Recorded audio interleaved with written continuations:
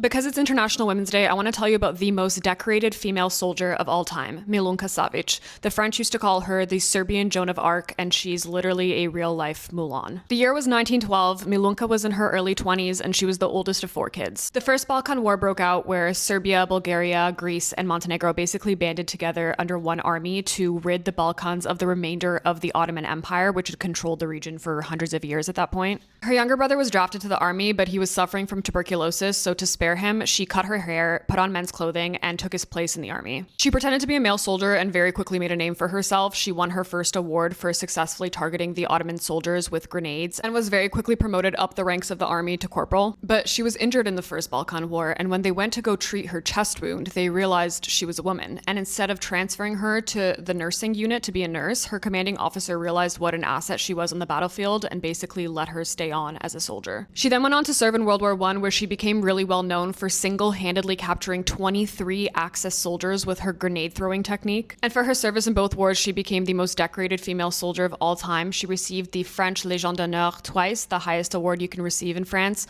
the Russian Cross of St. George, the British Medal of the Most Distinguished Order of St. Michael, the Serbian Miloš Oblić Award, and the Karađorđe Star, the highest honor in the Serbian military. She was also the only female to receive the French Croix de Guerre in World War I. After World War I was over, she was offered a really comfortable life in France by the French government, including a French pension, but she chose to stay in Serbia. She worked in Belgrade as a postal worker and adopted orphan children. And even with all these decorations, her achievements went mostly unknown by the general public. Then, when Serbia was occupied by Nazi Germany in World War II, she refused to attend a banquet held by Milan Nedic, the Nazi collaborator and leader of the puppet government. Because of her refusal to attend the Nazi banquet, she was arrested and imprisoned in a concentration camp for 10 months. After World War II ended, she was given a state pension by the new Yugoslav communist government, but she mostly lived in really poor conditions in a house that was falling apart. Milunka started to get invitations to state events, and she would wear all her medals, so she started to receive some recognition and awareness of all her achievements. Still, she remained mostly unknown up until her death in 1973, and even today, most people don't know who she is, which is why I'm making this video. I found Milunka's story breathtaking, not only as someone who's obsessed with war history, not only as an eldest daughter, not only as a Serbian woman, but mostly over the fact that a woman who so valiantly displayed such unparalleled levels of bravery in the battles against imperialism and fascism, and defied the very unforgiving gender norms of her time to do so, becoming the most decorated female soldier in human history, almost never has her story told, is almost never celebrated. For me, today is for Milunka and all the women like her throughout history whose stories we'll never fully know the way that we know the stories of great men,